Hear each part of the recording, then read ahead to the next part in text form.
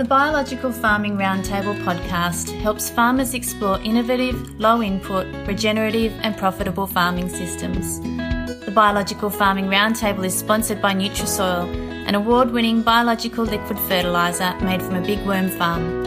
Nutrisoil's purpose is to empower farmers to produce life-enriching food. My name is Nicola Maddock. I work at Nutrisoil. I envisage a future where farmers are rewarded for producing nutrient-rich foods and consumers have this easily available to them. Today we're here with Andrew Freshwater from Australian Food and Farming. Andrew has recently taken over a conventional cropping property in Tocumwal, Victoria, where he plans to run a holistic grazing operation. So Andrew, welcome to the Biological Farming Roundtable podcast. Can you tell us a bit about how you came to be on this property and a bit about its history? Yeah, well, this property was bought by our business, Australian Food and Farming, back in June, July of this year. We basically were looking around for a pretty well-priced property in the Southern Riverina just to continue to expand our Dorper sheep breeding enterprise. So in a lot of ways, we bought the property because of its price and its proximity to markets, and that was the main drivers, really. Okay. You certainly have some huge challenges to embark on. Your soils, they're acidic and saline on top, and you've got an abrupt change to an alkaline just 30 centimetres down. It really was just a massive clod of collapsed soil with a really hard crust, and your metals on your soil test were through the roof. So after workshopping with the group how to regenerate the soil, what did you learn? Well, it was really interesting. I've in the past regenerated farmland just really using animal impact only. I really enjoy being able to see what animals can do over a period of time and always focus on a really low cost of production. So my initial ideas were to basically mob the animals up a little bit heavier. Yep. And plan the grazing and keep them moving. Since we had the day here, we're looking at using some mechanical means, so getting in and just busting that top layer up and going in pretty well straight away with a fairly diverse summer mix to use all that soil moisture. It's really interesting. Just 30 centimetres down, there's a lot of soil moisture, but in the top 30 centimetres, it's really, really dry. Yep. So you had previously used animals on this area that was really hard and crusty. Like I think I saw a video where you were hitting a shovel with it and it just bounced off. What was the impact that the animals made initially? Initially, we wanted to get rid of the rubbish on the top, to really just recycle it through the animal's stomach. I knew the soil underneath was probably needing a little bit more work than the animals. So initially, we just wanted to recycle all that material on the top. So it was about sort of 20 to 75 metres tall, with an old wheat crop from last year, lots of wireweed, and I think we counted over 20 different species of weeds and just fairly unpalatable grasses. So that was the initial step, just to break it down and start from scratch. And that's sort of how we've got to the position we are now. You mentioned you were using offset discs to break through the compact and hard soil when sowing the first multi-species. Will you be using fertiliser or any biological inputs at seeding? Yes, we will be. We've had a good chat with our agronomist, David Ward, and decided that we need to take one step backwards to take two steps forward. So we just feel, with the history of the farm, making a complete change to biological systems from day one is going to be a pretty tall ask. So we're at the moment using an offset disc, which is called a horse for MT. So that's as well as disking the land, it's also deep ripping it. So we can just get through that really hard top layer into underneath to the better soil with a bit of moisture in it.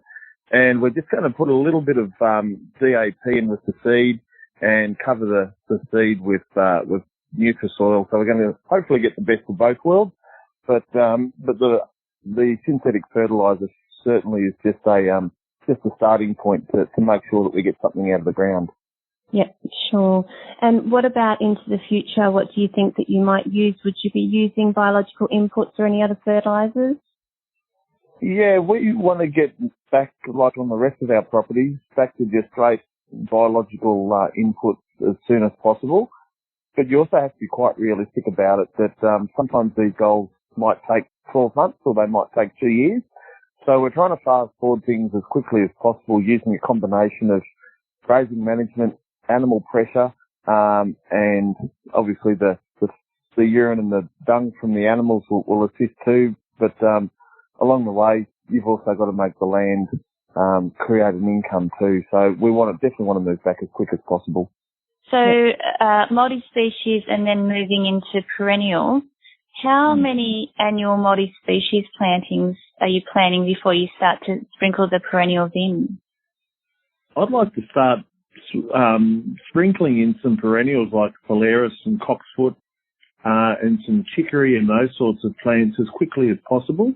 Yeah. I think the quicker we can get deep-rooted perennials in, the better we're going to be, and obviously the cheaper it's going to be long-term. But I'm not having any sort of fixed time frame at the moment. I think we're just going to have to plan, monitor it, and then plan again when we kind of work out every few months where we're sitting. So there's no set time frame. Whatever's best for the farm and best for the soil. Okay, so it'll be a summer one, a summer multi-species. Yeah, that's right. And then assess whether you want to do the cool season one. I think we'll definitely do the cool season one, but there may be some perennials in the cool season one as well. Right. Yep. Okay. Did you consider balancing the cation exchange with lime and gypsum at all?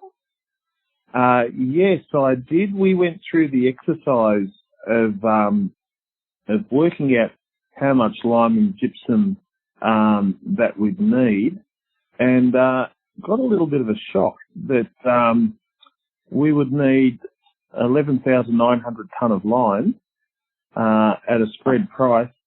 So it's just under $1 million worth of lime and gypsum to balance things up.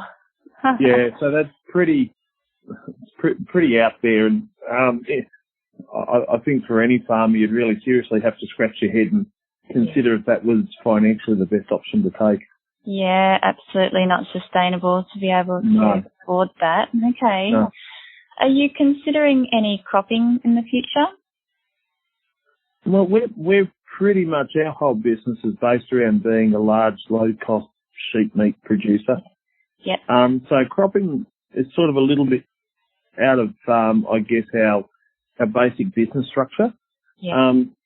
So any cropping that we do will only be for improving the soil through biodiverse multi-species feed crops. I just think one of the strengths of our business is that we do keep it pretty simple, and then that keeps the risk quite a bit down also. Yep. Will it just be the Dorper sheep that you're using in the mob grazing, or will you be using cattle as well? Yeah, we've got a bit over 300 cows and calves on here at the moment. The cattle are very much just a tool, so they come and go in a sort of a trading system, and we just utilise them when we need some of that heavier animal impact. So I'm just finding it quite difficult to get the level of that animal impact that we require in some spots with sheep only. So we use cattle for that. Yeah. Okay. Do you use a agronomy service? Yeah, I've actually pretty much done all the agronomy myself on our properties for the last few years, but we've just started using David Ward for a second set of eyes, which is really good. Yeah. So I've been mates with Wardy for quite a number of years, and I always think it's just good to have someone else's eyes so you're not looking at things through rose-coloured glasses. So that's the way that we're going. Yeah. Did you find it difficult to find the right consultant that was in line with your sort of guiding principles? Not really. Wardy's father, Bruce Ward, was our farm advisor many years ago before he passed away. So I've always been impressed with David's abilities and his viewpoint and outlook since I first met him probably 10 years ago or so. Yep. So it was a no-brainer just to see how we might be able to work together. Yep. Okay. So what do you think is your main driver in this system? We always look for a triple bottom line. Yep. So it's got to be socially, environmentally and financially rewarding. Yep. So we're always looking for those sorts of things. And interestingly, when you obviously financial is pretty important to keep the bank happy, but we also need to start looking at our natural capital. So if we're improving our land, what's that worth? Because it actually does make a large difference. But we always look at those three principles, and through holistic management, you can't focus on one thing because the rest of it falls apart, and you're in all sorts of trouble. Okay. So what are your key principles that guide your decision making? Well, we use the holistic decision making process. So with sort of multiple guidelines there, and we just make every decision towards our holistic context. So if we want to have healthy, biodiverse farms, then we make every decision to move us closer towards having a healthy, biodiverse farm. Yep. So realistically, what would be a reasonable time frame for you to expect to see changes occur in the soil?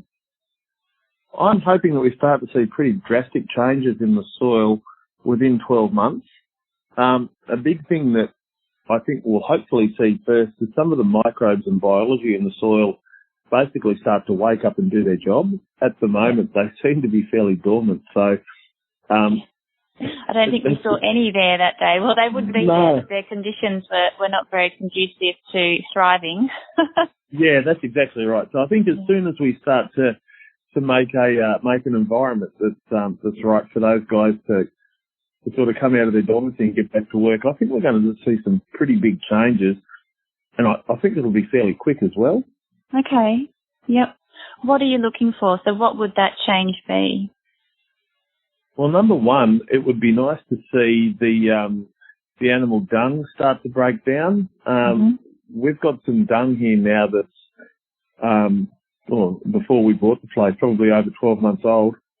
That's still so hard that you can fall off a motorbike if you hit it while you're riding down the paddock. So, and I have fallen off the motorbike a couple of times doing that. So if we could start to get just some simple things like get our mineral cycle working and water cycle working and all those sorts of things, and that'll mean the solar cycle can start working. And I think we'll see a multitude of things all start to happen at once.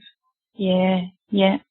Okay. Do you often get out there with the shovel, or do you look at your animals? What are you actually using as your assessment tool? I look at both, and actually this morning I've been out with a litmus paper checking the pH of the urine of ewes because I've just put the ram out again. So we try and use everything that's available to us to have a good idea of what's going on. So what's the indicator with the pH of the ewes? What's your benchline you're looking at? Obviously, it's close to neutral as possible. Yep. It's quite acidic at the moment. Yeah. Which I'd expect with the soil. All flowing from the soil. Yeah. Yeah. So it's going to be interesting to see what our ewe scanning is for pregnancy this time round. Yeah. So but we're just trying to find everything that can help out. Every little bit helps. So all good to see. Do you feel the interest of consumers building or changing? And how do you think that we can harness this interest to encourage the demand for higher quality food? I think that the interest is definitely changing. Particularly, America seems to be leading the charge to a certain extent. There's a lot more web pages and smaller businesses sort of pushing that provenance. We've started the provenance story in Australia to a smaller extent, I guess, but I can see it growing really quickly. And if you speak to consumers in cities, they in most cases, they don't understand what breeds of animals we have or what varieties of wheat or barley we're growing, but they understand the story. So we all need to be probably a little more polished in the way that we're telling our story and communicating. So one thing that we talk about here on our properties is everything that we do in the paddock today, would we be happy if the consumer drove through the gate and stood alongside us and watched what we were doing. So it's sort of a little bit of a reality check that everything that we do is based around putting food on the table. And the consumer now is looking for more transparency.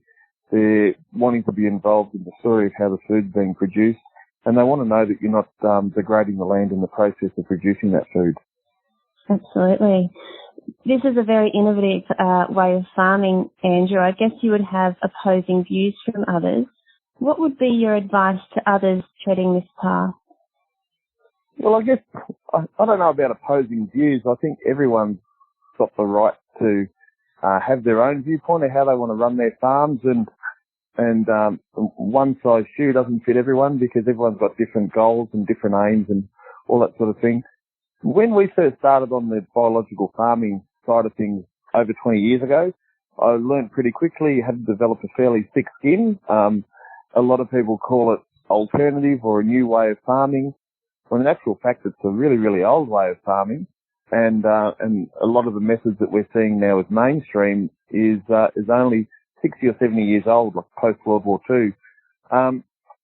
So I definitely think it's one of those things where you just don't want to be too up in arms about what your neighbours are doing, because they've got the right to see their farm the way they want to go as well. Yep, absolutely. Look, thanks for taking the time to chat with me, Andrew. I do hope to catch up with you, to see how this farming operation is going in a couple of months. I think our listeners would love to learn more. So if that's okay with you, how about we catch up in a couple of months? That sounds great. Our front gate's always open to anyone who wants to come and have a look. Fabulous. All right. Talk soon. Thanks, Andrew. Thank you. Please follow the Biological Farming Roundtable podcast. Share it with your friends and networks.